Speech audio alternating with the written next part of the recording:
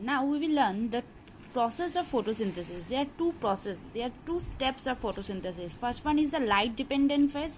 আমি এই বইটা থেকে বলছি, তোমাদের বইতেও সেমই আছে, কারণ আমি এই বইটা থেকে বললে নেক্সট ক্লাসে যখন করাবো তখন বা ভিডিওটা আমরা দেখে তোমরা বুঝে বলে দেবে আমাকে যে কোনো পার্ট যদি মিস হয়, তো আমি সেটা অবভিয়াসলি তোমাদের বই থেকে একবার চেক করে নেবো। So there are two parts of photosynthesis. One is the light phase, another one is the dark phase. Light phase means it obviously takes place in the presence of sunlight, and dark phase it also takes place in the presence of sunlight, but it doesn't require the sunlight. এমন না ভেবো না যে dark phase মানে সেটা রাত্রেবেলা হচ্ছে আর light phase মানে সেটা দিনের বেলা হচ্ছে। No, dark phase is a part of photosynthesis which takes place during the daytime but without the help of any sunlight. That is known as dark phase. So light phase is triggered by the light energy was discovered by Robert Hill in 1940. Hence it is termed as the Hill reaction. The dark phase is independent of light. It is independent of light. Okay, it doesn't require the light, but the light phase is dependent on light. Was discovered by F.F. Blackman, and it is also known as Blackman reaction. So light reaction ke amra Hill reaction boli due to why, because it is discovered by Robert Hill, and the dark reaction also known as Blackman reaction because it is discovered by F.F. Blackman. Light phase occurs in grana of the chloroplast because আমি last day বলেছিলাম in the গ্রানা এখানে কি আছে chloroplast present আছে বলে এখানে কি হয় লাইট ফেজটা হয়, আর স্ট্রোমাতে কি হয় ডার্ক ফেজ অফ ফটোসিনথেসিস হয়। আচ্ছা, now the light phase, we will come in the light phase. There are different stages of light phase. One by one we will learn the stages, but first we will learn about the water, chlorophyll, light are necessary for this phase. মানে কোন কোন জিনিস আমার এই ফেজটাতে লাগছে। Obviously তো chlorophyll লাগবেই, water লাগবে, লাইট ফেজ মানে লাইট লাগবে, আর necessary for this phase ATP, NADPH+, H2O, O2, NADPH+, nicotinamide, adenine diphosphate. এটা মানে এটা একটা মানে কি বলবো,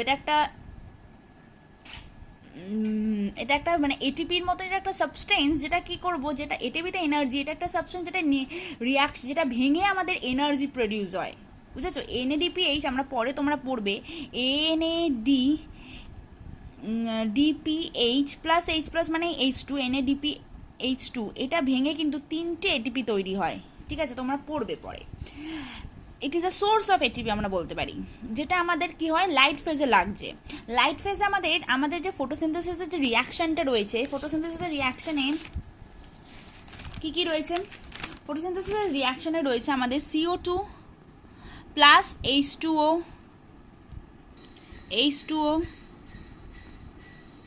in the presence of sunlight and chlorophyll it forms C6H12O6 plus 6O2 plus 6H2O, ঠিক আছে? এখানেও ব্যালেন্স হবে, এটা হবে 6CO2, এটা হবে 12H2O। এবার দেখো এই যে আমাদের যে রিয়াকশানটা লিখেছি এখানে যে গ্লুকোজটা, এই গ্লুকোজটা কিন্তু ডার্ক ফেজে তৈরি হয়। ফটোসিনথেসিসের দুটো ফেজ, লাইট ফেজ, ডার্ক ফেজে তৈরি হয় কিন্তু এই গ্লুকোজটা, and the carbon dioxide will form in the, আর এই ওয়াটারটাও ডার্ক ফেজে হয়, কিন্তু এই অক্সিজেনটা যেটা বাই প্রোডাক্ট অক্সিজেন, যেটা মেন তো হচ্ছে glucose, as a by product oxygen is formed in photosynthesis, এটা কিন্তু লাইট ফেজে হয়। তো এটা হওয়ার জন্য কি স্টেপ লাগবে, আর ডার্ক ফেজে অনেক জিনিস লাগে যেটা লাইট ফেজে তৈরি হয়ে যায়, সেটা ডার্ক ফেজে গিয়ে কাজে লাগে, ঠিক আছে? তো আমরা ডার্ক ফেজে কি হয় সেটাই আমি ওয়ান বাই ওয়ান আমরা পড়বো। ফার্স্টে হচ্ছে activation of chlorophyll. The first step is the activation of chlorophyll. ফার্স্টে আমরা দেখি অ্যাক্টিভেশন অফ ক্লোরোফিলে কি হয়, তারপর অনেকগুলো স্টেপ আছে, there are 5 steps, but first স্টেপটা আমি বলে দিই। Activation of chlorophyll, entrapping of the solar energy by chloroplast. Light phase starts with the absorption of light energy by the chlorophyll molecule. The pigment get promoted to the higher energy level. The chlorophyll molecules are activated by the high energized invisible solar particle. Invisible solar particles গুলোকে chlorophyll নিয়ে কি হয় একটা higher স্টেজে চলে যায়, মানে active হয়, called protons and quanta get excited. মানে ওই ক্লোরোফিলের মধ্যেও তো অনেক কাম, কি বলেছি, chlorophylls are made up of carbon, hydrogen, oxygen, nitrogen and magnesium দিয়ে তৈরি, তাই তো? এর মধ্যেও যে ইলেকট্রনগুলো আছে এইগুলো কি হয় হায়ার স্টেটে গিয়ে চলে যায়, সো সানলাইটটাকে অ্যাবজর্ব করে, অ্যান্ড ক্লোরোফিলটা কি হয় অ্যাক্টিভ হয়।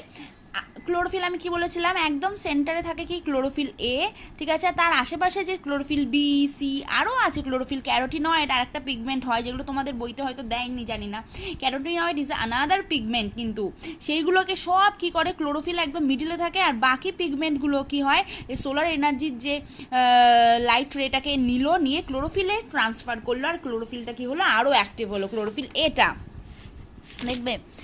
এই যে plant pigments, plants may contain two type of pigment, chlorophyll and yellowish orange color pigment carotenoid.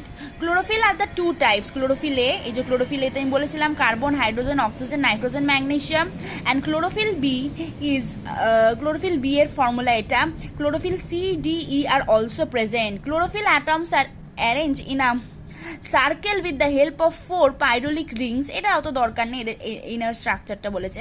Carotenoids are the two type, carotene the orange colour pigment and xanthophyll is the yellow colour pigment, এগুলোও কিন্তু pigments আছে, ঠিক আছে, মানে এইরাও কিন্তু help করে কিন্তু তোমাকে মানে এনার্জিটাকে ট্র্যাপ করতে। তোমাদের শুধু ক্লোরোফিল এ সম্বন্ধে রয়েছে, because chlorophyll a and b plays the most important role, তাই জন্য ওই দুটোর নামই দিয়েছে।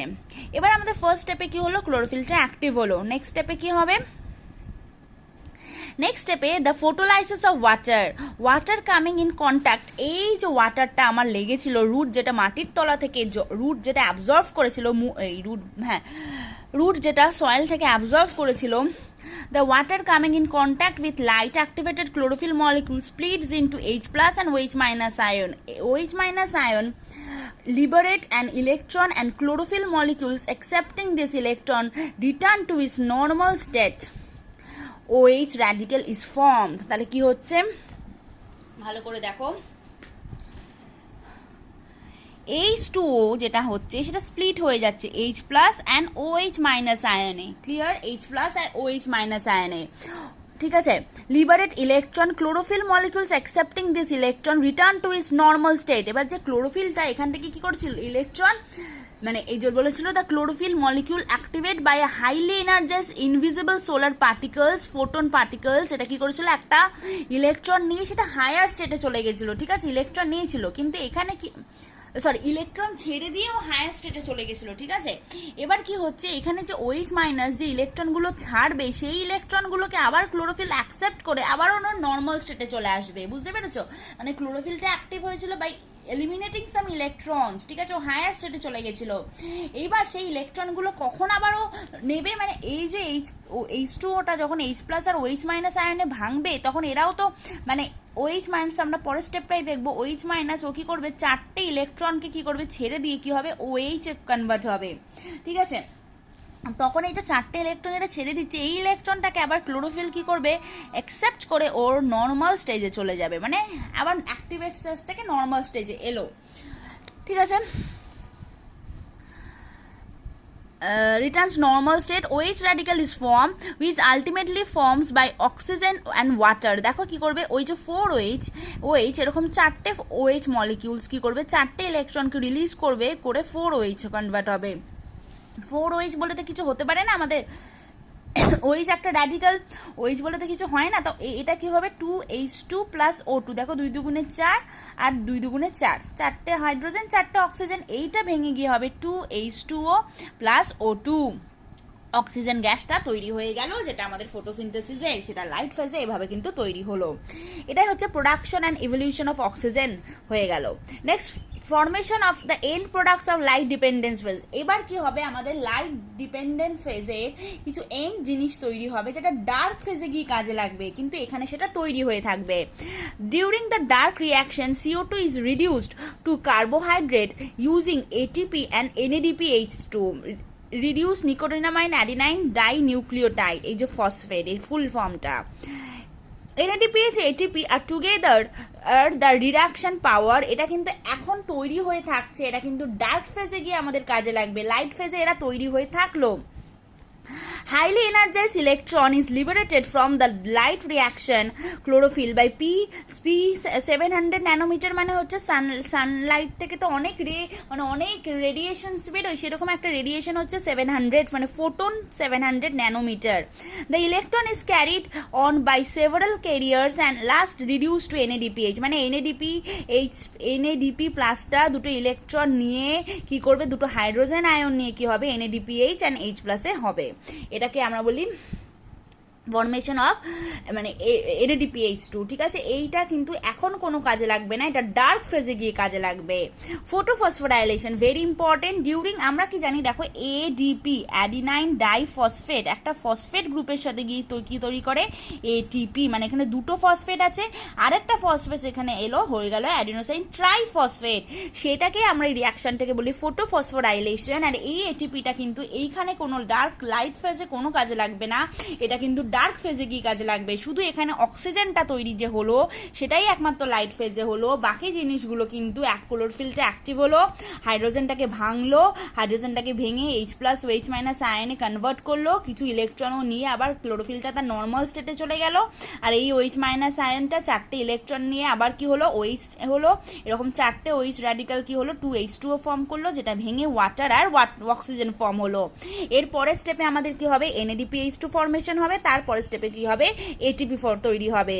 During the carriage of electron by carriers energy is release with the help of this energy ATP as a energy rich compound is formed from ADP, এই যে বললাম adenosine diphosphate and inorganic phosphate pi. Synthesis of ATP in the presence of light during the photosynthesis is termed as photophosphorylation. This process occurs in the grana of the chloroplast. এটা কোথায় হয়, ক্লোরোপ্লাস্টের গ্রানাতে। আমি প্রথমেই বলেছি because গ্রানার মধ্যেই chlorophyll থাকে, স্ট্রোমাতে কোনো chlorophyll থাকে না। এই যে ক্লোরোপ্লাস্ট, এখানে যে গ্রানাগুলো আছে এই গ্রানার মধ্যে কি থাকে, ক্লোরোফিল থাকে, স্ট্রোমাতে কোনো ক্লোরোফিল থাকে না, তাই গ্রানার মধ্যেই ক্লোরোফিলের জন্য কিন্তু এদের ফটোসিনথেসিসটা হবে গ্রানাতে, এই পার্টটা ক্লিয়ার। এটা হচ্ছে আমাদের লাইট ডিপেন্ডেন্ট। এবার আমাদের মানে লাইট ডিপেন্ডেন্ট মানে লাইট ফেজ সম্বন্ধে পড়লাম, এবার ডার্ক ফেজটা আমরা পড়ব।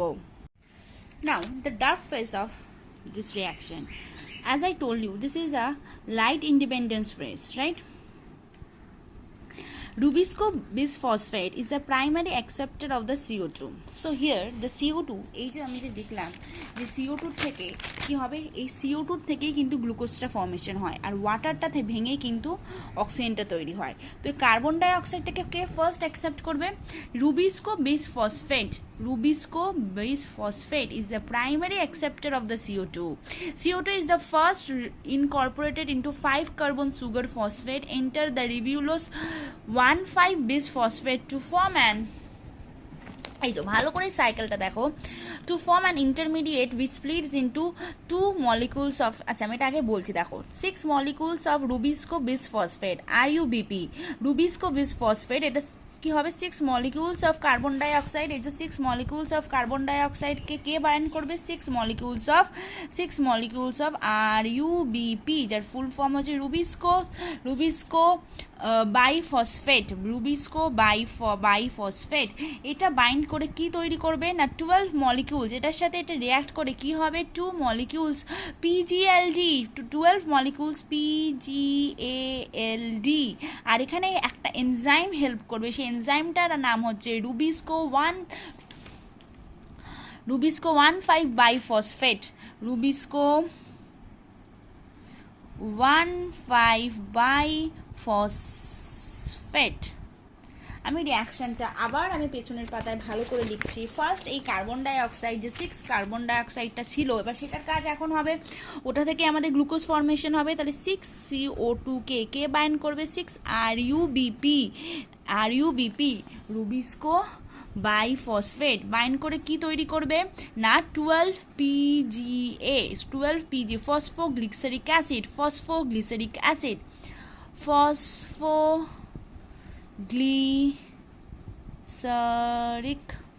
অ্যাসিড, আর এই প্রসেসটাতে হেল্প করবে একটা এনজাইম যার নাম হচ্ছে রুবিস্কো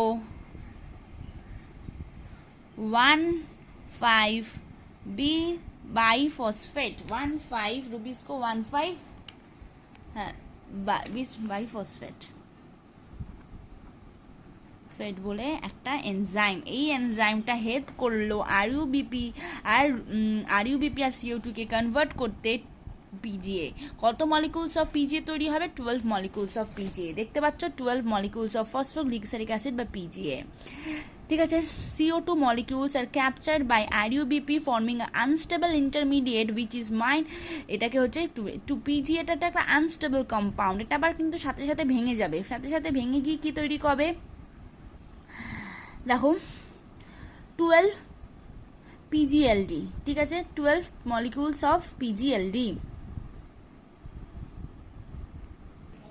পিজিএ এটা একটা হচ্ছে তোমার আনস্টেবল কম্পাউন্ড।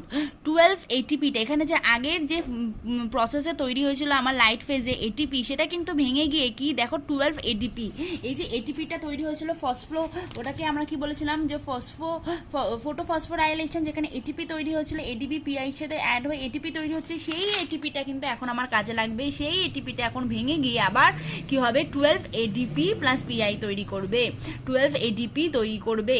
আর ওখানে যে আমি বলেছিলাম NADPH তৈরি হয়ে গেছিল, এই যে NADPH তৈরি হয়েছিল, NADPH নিকোটিনামাইড অ্যাডিনাইন ডাইফসফেট, এটা যে তৈরি হয়েছিল নিকোটিনামাইড ডাই নিউক্লিওটাইড ফসফেট, এটা যে তৈরি হয়েছিল সেটাও এখন কাজে লাগছে, সেটাও এখন ভেঙে গিয়ে NADH তৈরি হবে। আর ঠিক আছে, তার সাথে কি হবে ফসফেট, এই যে বলেছিলাম না 12 ADP প্লাস 12 ফসফেট। ঠিক আছে, কারণ এটিপিটা আবার ভেঙে গিয়ে কিন্তু এডিপি প্লাস ফসফেট গ্রুপ তৈরি করতে পারে। এটা যেমন জুড়ে গিয়ে এটা তৈরি করতে পারে, আবার এটা ভেঙে গিয়েও কিন্তু এটা তৈরি হতে পারে। তো সেটাই এখানে 12 এটিপিটা ভেঙে যাবে, যেটা এটিপিটা আমার লাইট ফেজে তৈরি হয়েছিল ডার্ক ফেজে কাজে লাগছে, NADPH আমার লাইট ফেজে তৈরি হয়েছিল ডার্ক ফেজে কাজে লাগছে। এবার এটা কি করবে 12 PGA থেকে 12 PGLD হবে। এই যে ভালো করে শোনো, এই যে আমি এখানে বলেছিলাম 12 PGA, এটার থেকে কি হবে 12 PGALD ফসফো, এটা হচ্ছে ফসফোগ্লিসারালডিহাইড।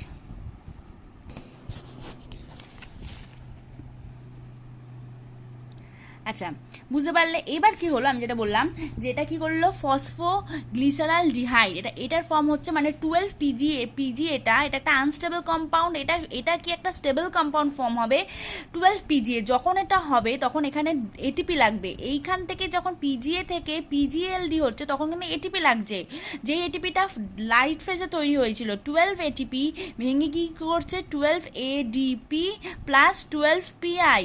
ঠিক আছে, পিআই। আর কি হচ্ছে না NADPH2, এটা যে আমার লাইট ফেজে তৈরি হয়েছিল এখানে এসে ভেঙে কি হবে NADP প্লাস হচ্ছে, মানে এটা ভেঙে যাচ্ছে, রিডিউস হয়ে যাচ্ছে। এবার একটা কি স্টেবল কম্পাউন্ড তৈরি হলো 12 PGLD। এই 12 PGLDটা কিন্তু দুটো ভাগে ভাগ হয়ে যাবে, একটাতে হবে 2 PGALD, এটার ফুল এটা বলেছি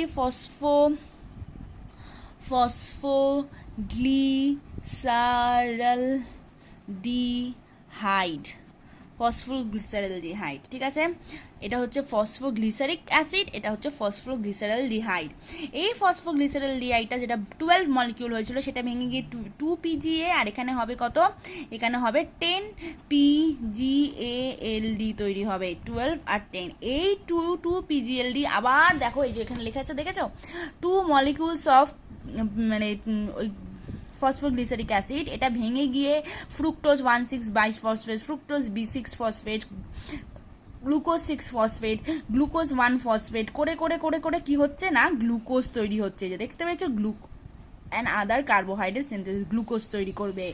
এই পিজিএটা মানে আরও অনেক ইন্টারনাল রিয়াকশন হয়ে, যে দেখতে পাচ্ছ অনেক রিয়াকশন হয়ে কি তৈরি করলো আলটিমেটলি গ্লুকোজ তৈরি করলো। এবার তুমি বলতে পারো ম্যাম তাহলে এই 10 PGLDটা কি হবে, এই 10 পিজিএলটিটা আবার কি করবে 6 মলিকিউলস অফ আরইউবিপি তৈরি করবে। সেই আরইউবিপিটা আবার কার্বন ডাইঅক্সাইডের সাথে বাইন্ড করবে, আবার পিজিএ তৈরি করবে, পিজিএ থেকে কি হবে পিজিএলডি তৈরি করবে। পিজিএলডিটা আবার কি হবে দুটো ভাগে ভাগ হয়ে যাবে 10 আর 2, এই যে 12 পিজিএলডি এটা 10 আর 2তে ডিভাইড হয়ে গেছে, 2টা গ্লুকোজ তৈরি করেছে, 10টা আবার আরইউবিপি তৈরি করছে, সেই আরইউবিপিটা আবার কার্বন ডাইঅক্সাইডের সাথে আবার রিয়াকশনটা হচ্ছে।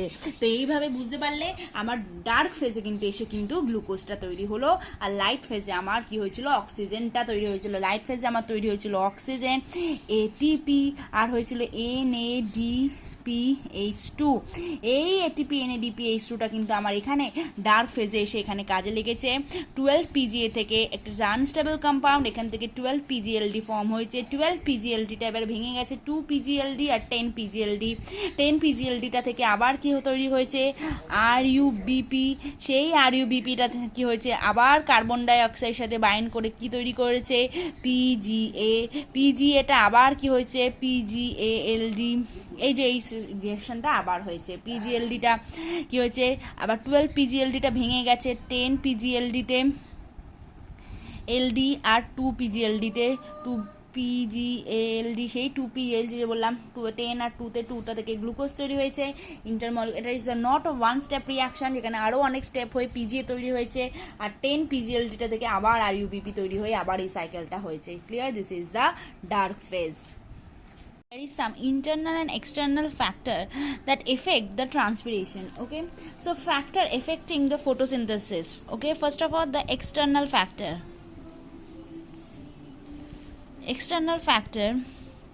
just like the transpiration there are also some factors of light intensity and carbon dioxide concentration.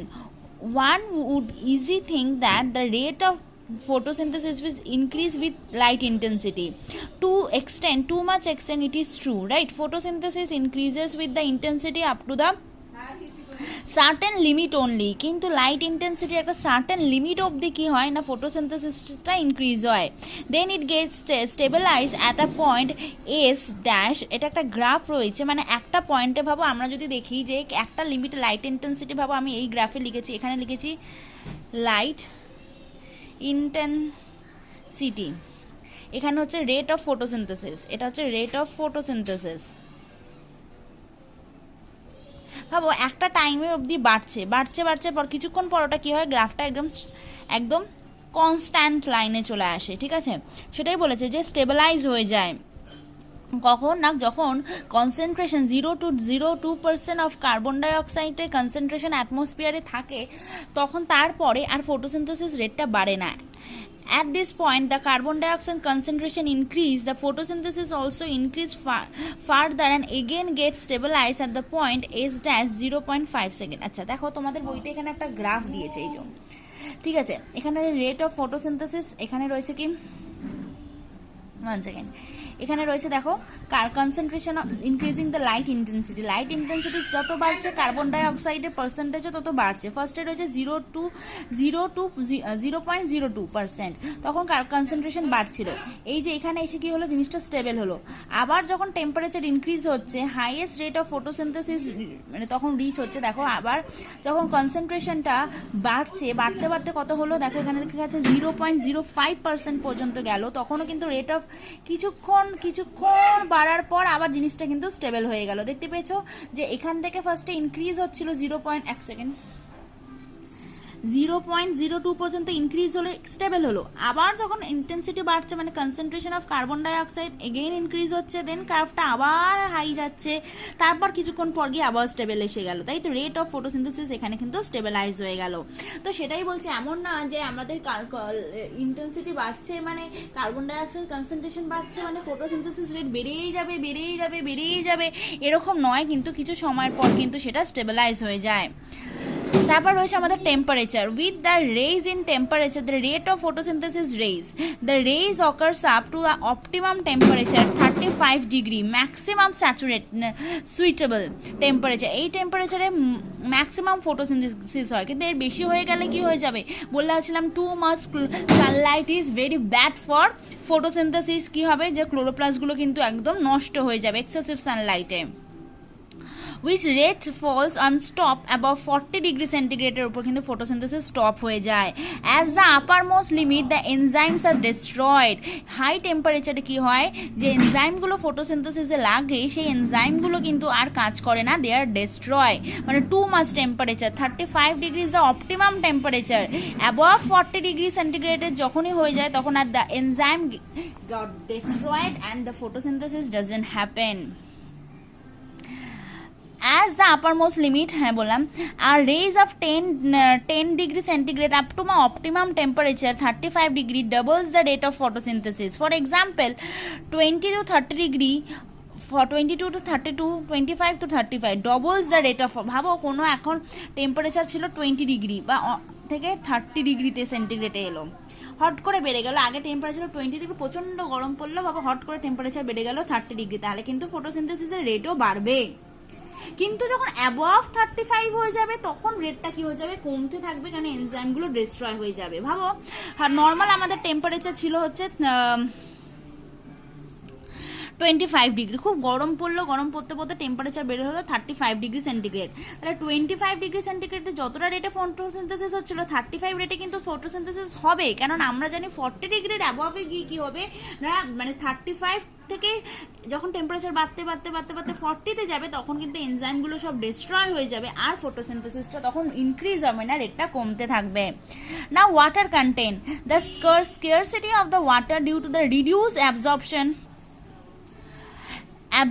from the soil due to the excessive loss through the transpiration reduce the photosynthesis. The scarcity of water due to the reduced absorption from the soil due to the excessive loss of through the transpiration reduce the rate. ভাবো কি হয়েছে, ভাবো যে প্রচণ্ড dry weather, তখন কি হয়ে যাবে, মাটিতে ভাবো জল নেই, তাহলে কি হবে, অ্যাবজর্পশন রেটও রুটের কম হবে, বাট প্রচণ্ড বেশি ট্রান্সপিরেশন হচ্ছে, ঠিক আছে, ট্রান্সপিরেশন যে ফ্যাক্টরগুলো প্রচণ্ড বেশি হচ্ছে, ট্রান্সপিরেশন বেশি হচ্ছে, তাহলে কি হচ্ছে, তখন স্টোমাটাটা ওপেন থাকছে, স্টোমাটাটা ওপেন যত থাকছে তত কি বলছে দেখো, হ্যাঁ, or due to the excessive loss through transpiration reduce the photosynthesis. তাহলে কি ওয়াটারটা কি হয়ে যাচ্ছে বলো, যদি ট্রান্সপিরেশন রেটটা ভাবো রয়েছে হ্যাঁ, ভাবো প্রচণ্ড, ভাবো ওয়াটারটা বেরিয়ে যাচ্ছে, তাহলে যদি আমাদের এক্সট্রা ওয়াটারটা বেরিয়ে যায় তখন আমি কি বলছি, ওয়াটার যখনই বেরিয়ে যাবে তখন কি হবে, ফ্লাসিড, রাইট, ওয়াটার যখনই বেরিয়ে যাচ্ছে তখন কি হবে, ফ্লাসিড কন্ডিশন, তখন গার্ড সেলগুলো কি হয়ে যাবে, চুপসে যাবে, তখন স্টোমাটাল পোরটা কমে যাবে, তখন কেউ কার্বন ডাইঅক্সাইডও বাইরে থেকে ভেতরে আসতে পারবে না, সেটাই বলেছে. তাহলে ফটোসিনথেসিস রেটটা কি হয়ে যাবে, কমে যাবে. তাই বলেছে যে rate of photosynthesis decrease the diffuse capacity of carbon dioxide intake due to the closure of stomata. মানে ওয়াটার যদি বেরিয়ে যায় তাহলে আমি কি বলছি, যখনই ওয়াটার ঢুকবে, আমি এক্ষুনি তোমরা পড়েছিলে, আমি ভিডিওতে পড়লাম K+ আয়ন কনসেন্ট্রেশন গ্রেডিয়েন্ট, আর হচ্ছে সুগার আয়ন কনসেন্ট্রেশন গ্রেডিয়েন্ট, এরা কি করে, স্টোমাটাটাকে ওপেনিং অ্যান্ড ক্লোজিং এ হেল্প করে. যখনই ওয়াটার স্টোমাটার গার্ড সেলে ঢুকবে তখন গার্ড সেলগুলো সোলেন হবে, তখন স্টোমাটাল পোরটা ওপেন হবে. যখনই গার্ড সেলগুলো থেকে ওয়াটারটা বেরিয়ে যাবে তখন সেটা ফ্লাসিড হবে, স্টোমাটাল পোরটা বন্ধ হয়ে যাবে. তাহলে যখনই বন্ধ হয়ে যাচ্ছে তাহলে তো কার্বন ডাই অক্সাইডও নিতে পারছে না, যদি না কার্বন ডাই অক্সাইড নিতে পারে তাহলে then how they will perform photosynthesis, right? So these are the external factor that affect the rate of photosynthesis. Now we are coming in the internal factors. First of all, chlorophyll. Nutritional deficiency of minerals cause the loss of chlorophyll and hence drop in the trapping solar energy. ভাবো কখনো কখনো nutritional deficiency of minerals, ভাবো chlorophyll কি দিয়ে তৈরি, carbon, hydrogen, oxygen, nitrogen and magnesium, this are the nutrient. যদি মাটির মধ্যে আমরা কি ফার্টিলাইজার ইউজ করি, ম্যানিওর ইউজ করি, তাই না, একটু তো গাছের সারের দরকার হয়, নাহলে তো গাছটা ভালো বাড়তে পারে না, না, তোমাকে যদি আমি পুষ্টিকর খাবার না দিই, নিউট্রিটিভ ফুড না দিই, তাহলে তোমার তো গ্রোথ ভালো হবে না. সেম ফর প্ল্যান্ট অলসো, তাহলে প্ল্যান্টের যদি এই মিনারেলসগুলো প্রপারলি প্ল্যান্ট না পায় তাহলে ও গ্রো করবে কি করে, যদি এই মিনারেলসগুলো কোথাও ডেফিসিয়েন্সি হয় তাহলে ক্লোরোফিল ফর্মেশন ভালো করে হবে না, যদি ক্লোরোফিল ফর্মেশন ভালো না হয় তাহলে কিভাবে ক্লোরোফিলটা সোলার লাইটটাকে অ্যাবজর্ব করবে, তাহলে তো ফটোসিনথেসিসটাই স্টার্ট হবে না. সবসময় মনে রাখবে, যখন chlorophyll when absorb the sunlight, ঠিক আছে, সোলার রেস অ্যাবজর্ব করবে, তখন ক্লোরোফিলটা অ্যাক্টিভ হবে, তখনই কিন্তু পরপর ফটোসিনথেসিসের যে স্টেপসগুলো আমরা পড়বো সেগুলো শুরু হবে. যদি ক্লোরোফিলটা যদি তৈরি না হয় due to the deficiency of this minerals, then how the chlorophyll will absorb sunlight and the photosynthesis will perform it, right? Next রয়েছে আমাদের দেখো protoplasm. The dehydration of the protoplasm for some reason reduce the rate of photosynthesis. বলছে dehydration of the protoplasm মানে কি সেলের ভেতরে যে liquid পার্টটা থাকে সেটাকে আমরা বলি cytoplasm. Cytoplasm with the nucleus together known as protoplasm. তো cytoplasm plus nucleus is called the protoplasm, right. যদি সাইটোপ্লাজমটা ভাবো, যদি এই প্রোটোপ্লাজমটা ড্রাই হয়ে যায়, কারণ এর মধ্যেই তো সেলের মানে অনেক অ্যাক্টিভিটিস হয়, ঠিক আছে, অনেক এনজাইম সিক্রিট যেটা সাইটোপ্লাজমে হয়। যদি প্রোটোপ্লাজমটাই যদি কম হয় তাহলে কি হবে, এনজাইমগুলো প্রপারলি সিক্রিট হবে না। তো বলেছে ডিহাইড্রেশন অফ, এক second, dehydration of the protoplasm for some reason reduce the rate of photosynthesis. Similarly, accumulation of carbohydrate also reduce the rate of photosynthesis. যদি এক্সেসিভ কার্বোহাইড্রেট ভাবো তুমি অনেক খাবার খেয়ে নিয়েছো, ঠিক আছে, তোমার খিদে আর নেই, তাহলে কি আর হবে, তুমি কি আর খাবার খেতে ইচ্ছা করবে না? সেম গাছেরও তাই, যদি বডিতে ওর এক্সেসিভ মিনারেলস ফুড পেয়ে যায় তাহলে ও ফটোসিনথেসিস কেন করবে? ও তো জানে আমার কাছে আমার খাবারটা রয়েছে স্টোর, বা আমি কোনো নিউট্রিশন বা কোনো থেকে আমি আমার ফুডটা পেয়ে গেছি, তাহলে আমি আর কেন ফটোসিনথেসিস করব? তখনও কিন্তু রেট অফ ফটোসিনথেসিসটা কমে যায়। Structure of the leaf, the thickness of the cuticle, the distribution of stomata and the size of the leaf influence the amount of light and the entering. আচ্ছা বাবু, লিভটা যদি খুব ব্রড হয় তাহলে কি হবে? এখানে more number of stomata will be there. If there is more number of stomata then কি হবে? এখানে more number of chlorophyll will be there. More chlorophyll means they will absorb more sunlight. যত বেশি সানলাইট অ্যাবজর্ব করবে তত বেশি active হয়ে কি করবে? ফটোসিনথেসিসটা স্টার্ট করবে। বুঝতে পেরেছো? তো এইগুলোর উপর ডিপেন্ড করছে। ড্রন অ্যান্ড ডাস্ক মানে হচ্ছে যখন সূর্য ওঠে তার আগে, আর ডাস্ক মানে হচ্ছে তোমরা জানো গোধূলি যখন সানসেট হয় ঠিক তার আগে। Natural changes in environmental conditions and photosynthesis. In every period of 24 hours plants are subjected to regular cycle change in light intensity. দেখো লাইট ইন্টেন্সিটি আর টেম্পারেচার কিন্তু ডিফারেন্ট। লাইট ইন্টেন্সিটিতে কিন্তু এই যে কার্বন ডাই অক্সাইড, এইগুলো যে গ্যাসেসগুলো এগুলো কিন্তু বাড়ে কমে। Light intensity and temperature is different phenomena, ঠিক আছে। In every period of 24 hours আমাদের কি হচ্ছে? প্ল্যান্ট তার রেট অফ ফটোসিনথেসিস কিন্তু চেঞ্জ করে। আমি এক্ষুনি বলেছিলাম ইন্টেন্সিটির ওপর ডিপেন্ড করে কিভাবে ফটোসিনথেসিসের রেটটা চেঞ্জ হচ্ছে। আমি বলছিলাম 0.02% হয়, তারপরে স্টেবল হয়, তারপর কার্ভটা আবার একটু বাড়ে যখন 0.05% অফ কার্বন ডাই অক্সাইড অ্যাটমসফিয়ারে থাকে, তারপর কার্ভটা বেড়ে আবার স্টেবল হয়ে যায়। তাহলে বুঝতে পারছো যে যখনই আমাদের লাইট ইন্টেন্সিটিটার উপর ডিপেন্ড করে কিন্তু ফটোসিনথেসিসের রেটও চেঞ্জ হচ্ছে। The rate of photosynthesis increases from dawn to midday. Dawn to midday মানে সকাল থেকে, ভাবো সূর্য ওঠার পর থেকে 12টা একটা যত বেলা বাড়ছে ফটোসিনথেসিসের রেটও কিন্তু বাড়ছে, কারণ টেম্পারেচার ইনক্রিজ হচ্ছে, ঠিক আছে।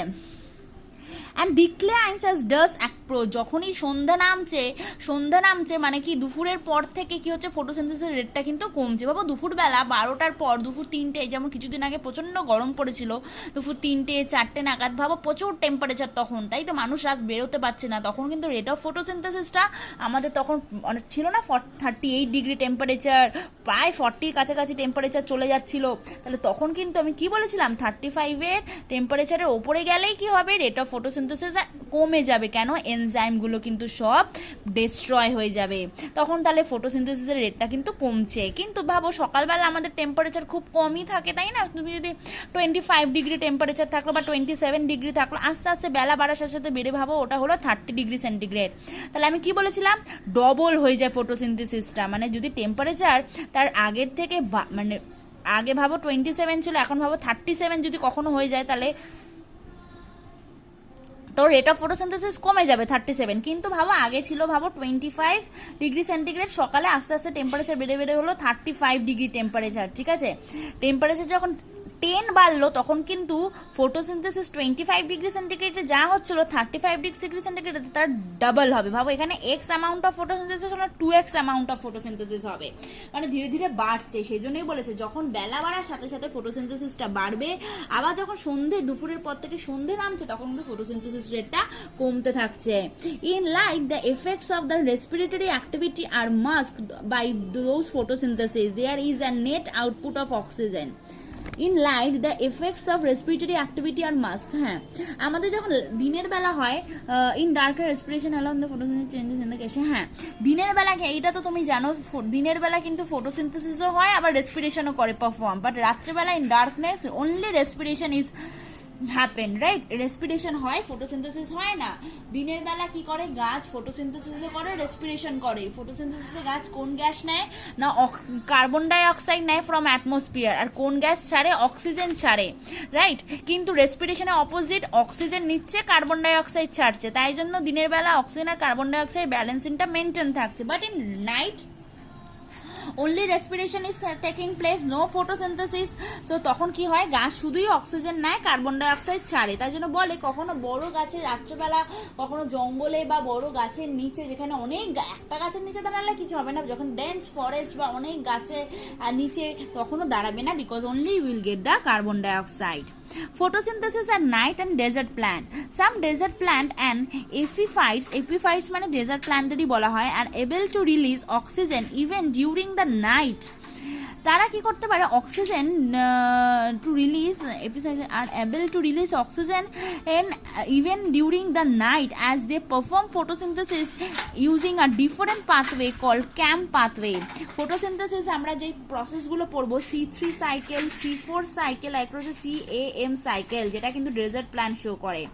এই যে তাই জন্য প্রত্যেকটা প্ল্যান্ট তার ক্লাইমেট অনুযায়ী ফটোসিনথেসিস করে। কেন আমরা দেখলাম এই ফ্যাক্টরসগুলো কিভাবে temperature, intensity, carbon dioxide concentration কিভাবে এফেক্ট করছে রেট অফ ফটোসিনথেসিসে। তাহলে ডিফারেন্ট ক্লাইমেটে তো different temperature, different light intensity, different carbon dioxide concentration, তাহলে তো ওদের রেট অফ ফটোসিনথেসিসটাও ডিফারেন্ট হবে। এই ক্যাম্প পাথওয়েটা কিন্তু ডেজার্ট প্ল্যান্ট শো করে, এটা তোমাদের নেই, ঠিক আছে? সেটা আমরা 11-12 এগুলো একদম ডিটেলসে রয়েছে।